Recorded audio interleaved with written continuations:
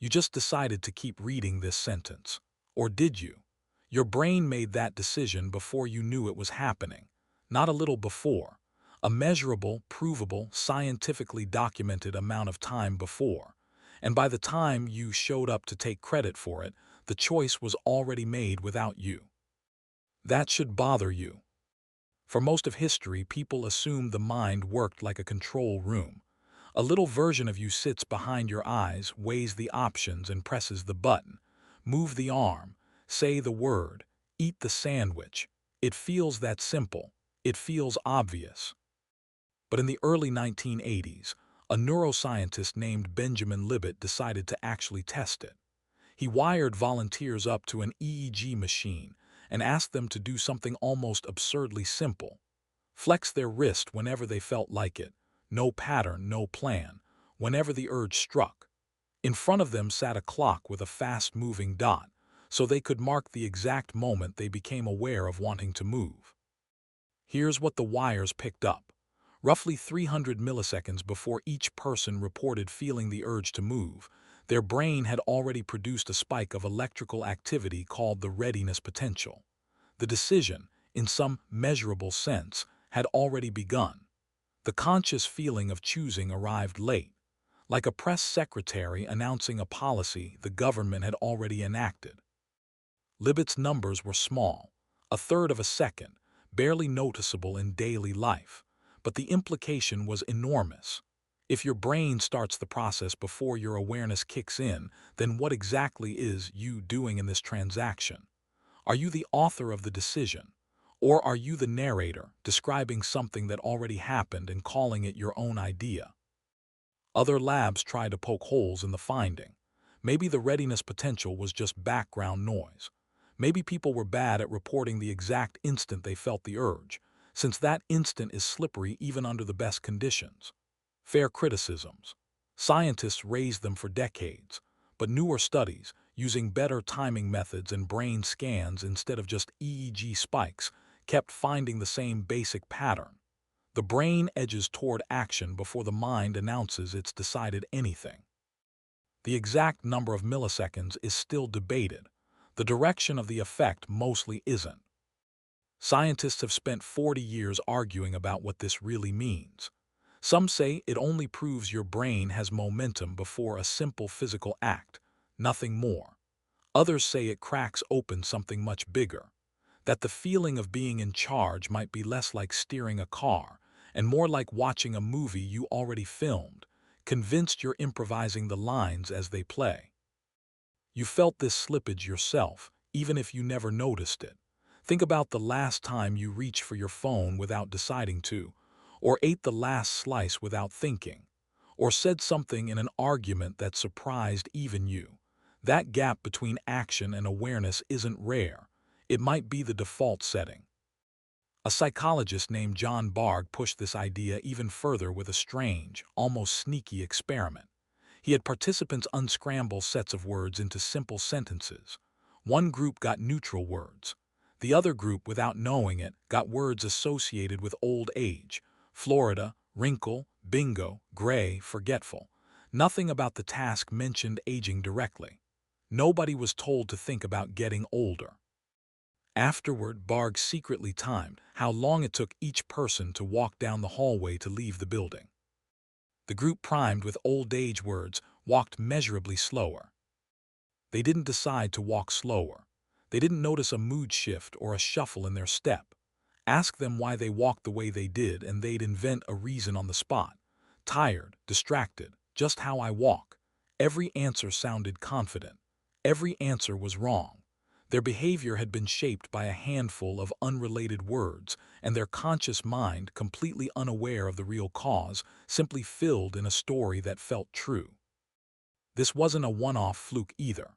Variations of Bargh's priming studies rippled through psychology for years afterward, testing whether subtle cues could shift behavior people were sure they controlled completely. Some of those follow-up studies replicated cleanly. Others didn't hold up under stricter modern testing, and that back and forth became its own famous chapter in psychology, sometimes called the replication crisis.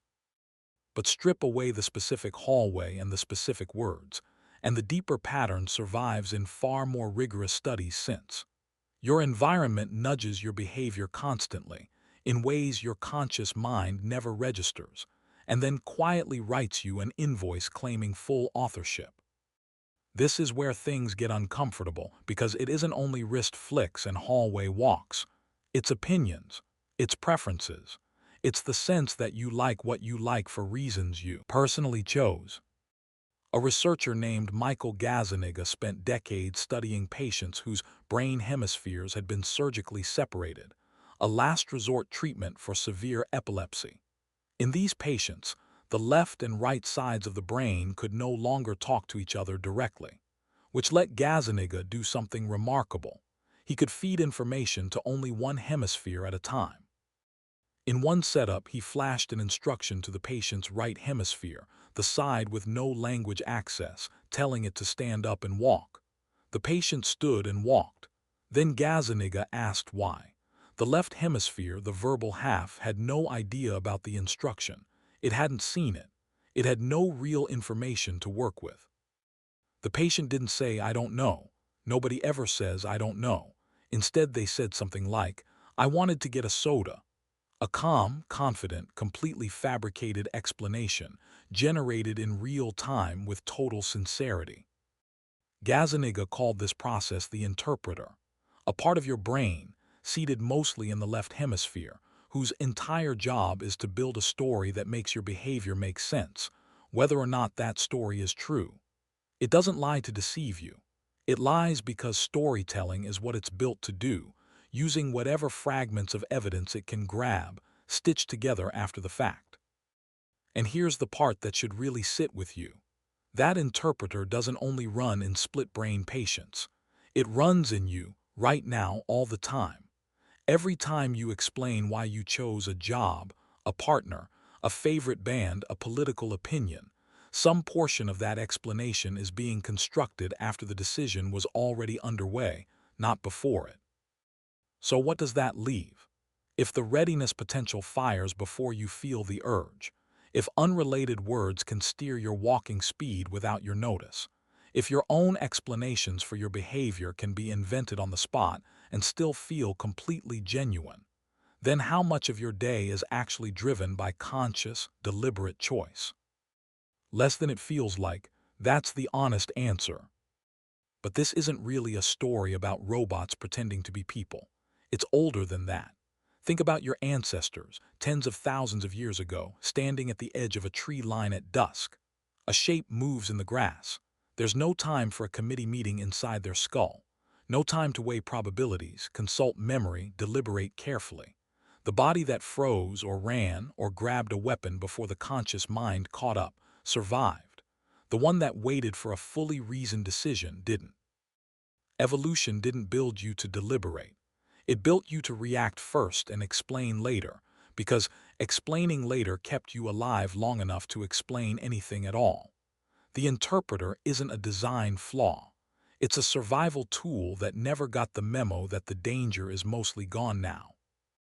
That old machinery is still running underneath every choice you think you're making today. The snack you didn't plan to eat. The way your mood shifts before you can name why. The gut reaction to a stranger's face, formed and acted on before your conscious mind has even finished loading the picture. None of that is weakness. It's the same ancient wiring that once meant the difference between noticing the shape in the grass and becoming a lesson for the next generation. Think about how much of your modern life runs on this same delay. You open an app before you've consciously decided to. You reach for your keys, drive half the route, and arrive with almost no memory of the turns. You laugh at a joke a full second before you could explain what was funny about it. None of this feels alarming in the moment because the interpreter is right there, instantly, filling the silence with a tidy little reason. I was bored. I needed a break. It was just a habit. The explanation always arrives. It just doesn't always arrive first. Even your sense of certainty gets manufactured this way.